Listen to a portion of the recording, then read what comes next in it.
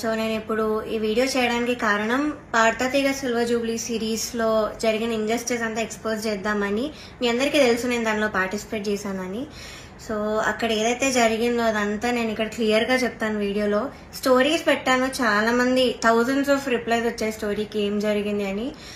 So దీనిలో అంతా నేను క్లియర్ గా ఎక్స్ప్లెయిన్ చేస్తాను, మిస్ అవ్వకుండా లాస్ట్ వరకు ఈ వీడియోని చూడండి. సో ఈ వీడియో చేద్దాం అనుకునే ముందు చాలా మంది ఆపడానికి వచ్చారు నన్ను ఈ ఫీల్డ్, మ్యూజిక్ ఫీల్డ్ నుంచి. బికాజ్ నీ కెరియర్ ఎఫెక్ట్ అవుతుంది, నీకు మంచి ఫ్యూచర్ ఉంది, ఎందుకు పాడు చేసుకుంటున్నాను చాలా మంది ఆపడానికి ట్రై చేశారు. కానీ నేను ఇంకా డిసైడ్ అయ్యాను నాకు మ్యూజిక్ ఫీల్డ్ కి సంబంధం ఉండదు అని. బికాస్ ఇంత ఇంజస్టిస్ జరిగేటప్పుడు నాకు ఉండాలని లేదు. నిన్న సోషల్ మీడియా అంతా కూడా చాలా బిజీగా ఉంది. ప్రవస్థి అనే singer, my dear sister, she has come up with one video. తను పాడతాతీగలో ఏం ఫీల్ అయింది అని ఒక వీడియో పెట్టింది. ఫస్ట్ ఆఫ్ ఆల్, మనలో ఎంత మందికి అంత మెచ్యూరిటీ ఉంది to understand that is one side of the story. ఏ స్టోరీకైనా టూ సైడ్స్ ఉంటాయి. అండ్ ఆ సెకండ్ సైడ్ అనేది మనం చూడకుండా, అసలు అటు టచ్ కూడా చేయకుండా, ఇష్టం వచ్చినట్టు మనకు తగ్గినట్టు మనం రాసేసుకుని యూట్యూబ్ ఛానల్స్ లో తన వీడియో ఎక్స్ప్రెస్ చేసి ఒక వీడియో పెడితే 100 వీడియోలు అవుట్ ఆఫ్ ప్రపోర్షన్ వెళ్ళి ఇష్టం వచ్చినట్టు రాసుకుని తన ప్రమేయం లేకుండా కూడా చాలా థంబ్నెయిల్స్ అవి ఇవి పెట్టి చేస్తున్నారు. How fair is this? Point number 1. చాలా ఇయర్స్ ఆఫ్ ఎక్స్పీరియన్స్ కావాలి to understand how industry works, how opportunities work, how things work, how the world works, ఇవన్నీ తెలుసుకోవడానికి. పాడతాతీగ రియాలిటీ షోస్ అనే కాదు, దాని బయట కూడా చాలా జరుగుతున్నాయి. I make a different video for that. కానీ ఈ వీడియో మాత్రం ఓన్లీ ఫర్ పాడతాతీగ. సో నేను డిసైడ్ అయింది అందుకే. చాలా ఇంజస్టిస్ జరుగుతుంది అండ్ ఎవరు కూడా, nobody should suffer all that. అందుకే నేను ఈ వీడియో చేస్తున్నాను. ఆల్సో చాలా మంది అడిగారు అసలు ఈ సీజన్ కి ఎందుకు వెళ్ళావు, అసలు మళ్ళీ ఎందుకు వెళ్ళావు పాడతాతీగకి, సూపర్ సింగర్ లో విన్నర్ అయ్యావు కదా అని చాలా మంది పెట్టారు. ద రీజన్ ఇస్ యాక్చువల్లీ నేను 2017 లో ఎస్పీబీ సార్ ఉన్నప్పుడు పాడాను. చాలా బాగా జరిగింది ఆ సీజన్. అసలు ఎలాంటి ట్రామాటిక్ ఎక్స్పీరియన్స్ అవ్వలేదు, చాలా హ్యాపీగా సాగిపోయిన సీజన్ అంతా కూడా. అప్పుడు డైరెక్టర్ శాస్త్రి అంకుల్ ఉండేవాళ్ళు అండ్ ప్రొడక్షన్ హౌస్ కూడా డిఫరెంట్ ఉండేది అప్పట్లో, ఇప్పుడున్న ప్రొడక్షన్ కాదు. చాలా ఎక్స్పీరియన్స్ కావాలి. ఇనీషియల్ స్టేజెస్ లో అసలు ఏమీ ఫేస్ చేయకుండా పైకి వచ్చేసిన వాళ్ళు ఎవరున్నారు, ఎంతమంది ఉన్నారు అనేది నాకు తెలియదు. Because every great story that I have heard of every great musician or singer or anybody has always started with hardships. వాళ్ళు కష్టపడి, కింద పడి, మీద పడి, అంత గోత్రూ అయ్యే పైకి వచ్చిన వాళ్ళు. Nobody is an exception. అందరూ కష్టపడి పైకి వచ్చిన వాళ్లే. అందరూ they have gone through so many hardships in the beginning of their stages, including the judges that she has mentioned in the video. వాళ్ళు కూడా పైకి వచ్చిన వాళ్లే, నిల్చున్నారు గట్టిగా అన్నిటి త్రూగా. వాళ్ళ ఎక్స్పీరియన్స్, వాళ్ళ టాలెంట్, వాళ్ళ క్రియేటివిటీ, ఇవన్నీ కూడా మనం చూసి ఇన్స్పైర్ అయి పెరిగిన వాళ్ళం. సో అది చాలా పీస్ఫుల్ గా చాలా బాగా జరిగింది ఫైనల్స్ వరకు కూడా. అండ్ నాకైతే చాలా ఐవ్ లెర్న్ సో మచ్ ఆ సీజన్ లో, చాలా బాగుండింది. సో అదే ఎక్స్పెక్టేషన్ తో ఈ సీజన్ కి వచ్చాను. ఆల్సో ఎక్స్పోజర్ వస్తుంది కదా అని. సూపర్ సింగర్ విన్నాక నాకు అంత ఆపర్చునిటీస్ ఏం రాలేదు. సో దీనిలో చేస్తే వస్తుంది కదా, ఎక్స్పోజర్ ఉంటుంది కదా అని ఒక థాట్ తో వచ్చాను. అండ్ దానిలో తప్పేం లేదు కదా. సో ఆ ఒక్క థాట్ తోనే నేను ఈ సీజన్ కి వచ్చాను. కానీ అంతా ఆపోజిట్ జరిగింది. సో మొన్న 3rd షెడ్యూల్ షూట్ అయింది. టాప్ 12 లో నన్ను ఎలిమినేట్ చేశారు.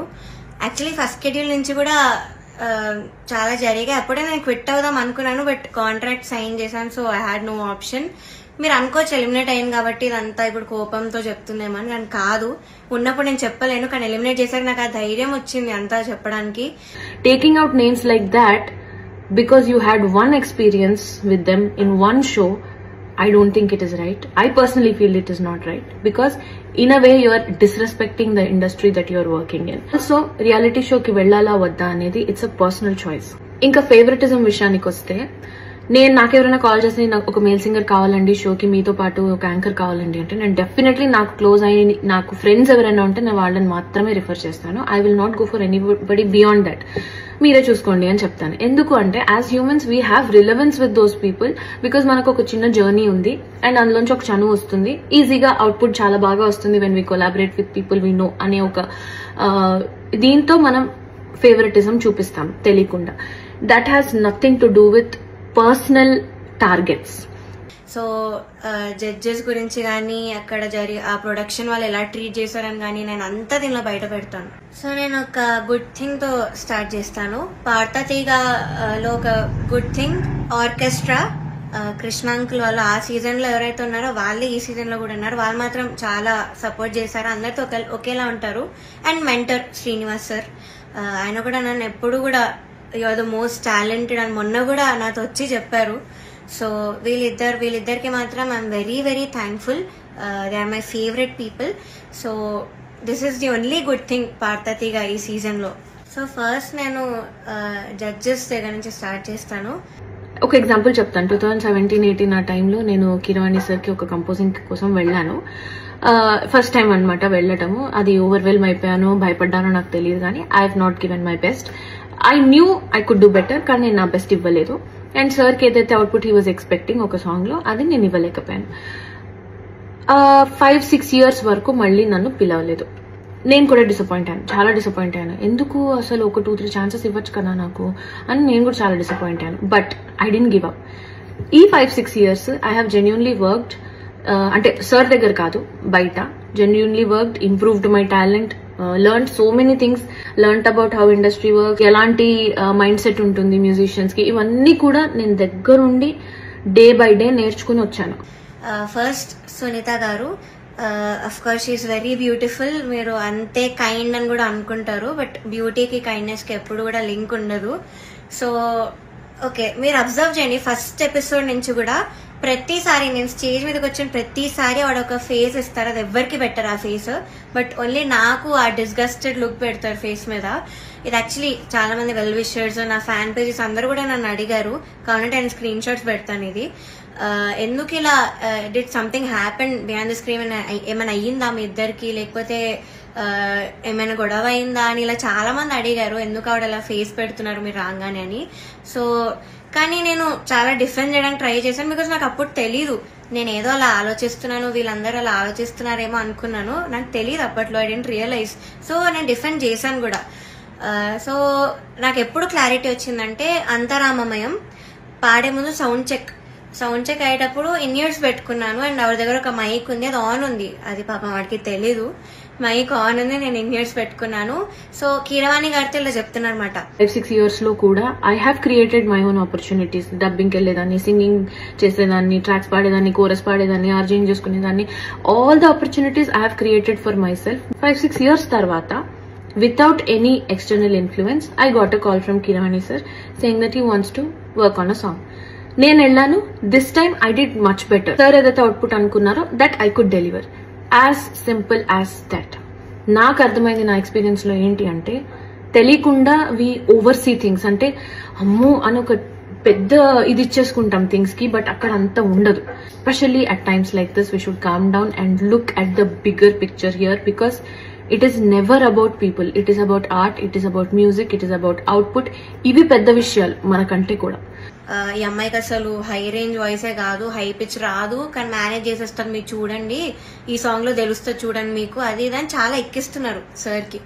And it hurt me so bad stage మీద నించున్నప్పుడు. అప్పటికి నా సెల్ఫ్ ఎస్టీమ్ ఇలా ఆల్మోస్ట్ కిందకి దిగిపోయింది. చాలా ఏడుపు వచ్చేసింది ఆ టైంకి. కంట్రోల్ చేసుకొని లేదు, I have to do this అని నేను అంతరామమయం పాడాను. అండ్ ఆ పాటకు వచ్చిన అప్రిసియేషన్ నాకు ఇంకే పాటకు రాలేదు అప్పటి వరకు. సో అంతరామమయంకి బయట ఎవరు కలిసినా కూడా అందరు చెప్పారు నాకు, వాయిస్ చాలా బాగా వచ్చింది ఆ పాటలో అని, కానీ చాలా బాగుంది ఆ పాట అని.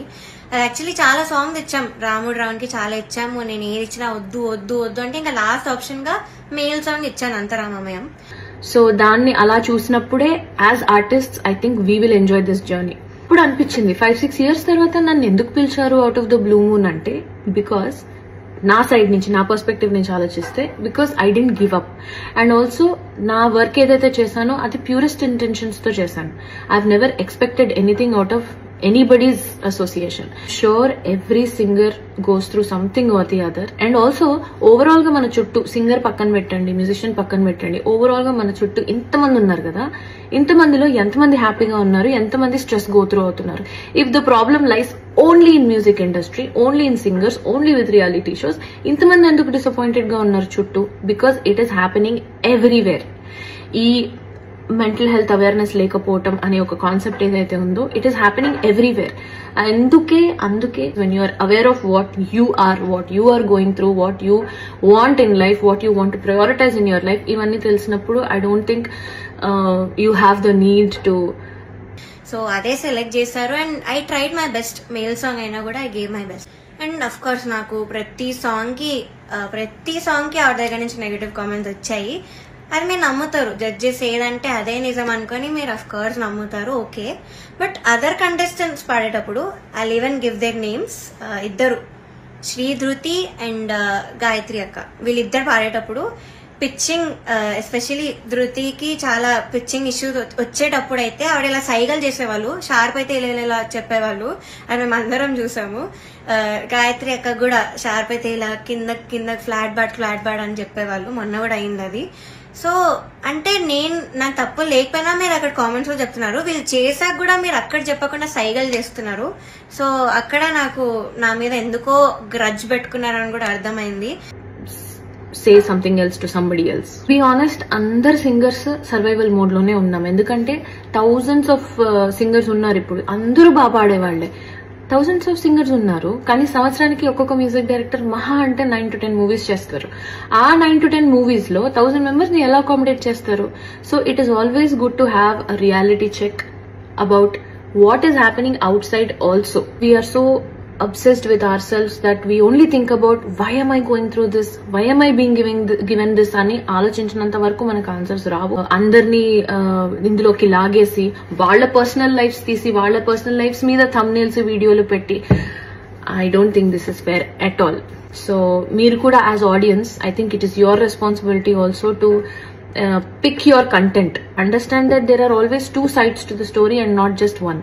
In the name of being bold, dragging names and just randomly saying things about them anedi not correct. If you have two people in the conversation, that is okay, you can talk, meer maatladochu vallu maatladochu. But when you are giving a one sided explanation on Instagram or social media, I think it is unfair to just randomly drag people and their names, especially when they are such legends and they have done so much work in the industry. Vaalla paatalu lekunda it is definitely incomplete. The industry is definitely incomplete. I think even my dear sister Pravasti will grow in life only when she tries to understand how this world works. And in my personal experience with MM Keeravani garu, I think he is an amazing man. He is very, very humble and andarni okelaga chustaru, equal ga chustaru, respect istaru. Have been working with him and I felt this was unfair. Just unfair to drag him and చాకరీ చేస్తారు అని అన్నారు. అది వాళ్ళు అలా చెప్పారో లేదో నాకు తెలియదు, చెప్పుండరు అనుకుంటున్నాను. ఒకవేళ చెప్పుంటే కూడా I think that is the most favourite చాకరీ for any singer or every singer. Because వాళ్ళ దగ్గర, కిరవాణి గారు లాంటి వాళ్ళ దగ్గర నేర్చుకోవటానికి ఇంత ఉంటుంది. అండ్ ఎలాంటి చాకరీ ఉంటుంది? నోటేషన్స్ ఇస్తే స్వరాలు రాసుకోవటం, చాలా కష్టపడి నేర్చుకోవటం, స్టూడియోకి వెళ్లి పాడటం, ఒకసారి బాగాలేదంటే మళ్ళీ అవుట్పుట్ బాగా వచ్చే వరకు పాడటం, ఇదంతా చాకరీయే కదా మరి. సో ఈ చాకరీ చేయడానికి ఏ సింగర్ కి ఇష్టం ఉండదు? అందరికీ ఇష్టం ఉంటుంది. Because when you have an opportunity to learn so much from an amazing legend that is easily accessible to you. అసలు people forget the fact that he is easily accessible to you. అలాంటి person దగ్గర చాకరీ చేయడానికి నామోషి ఏంటి నాకు తెలియదు. If it is this kind of చాకరీ that I'm talking about. I think I've spoken enough. Thank you guys. Thank you so much.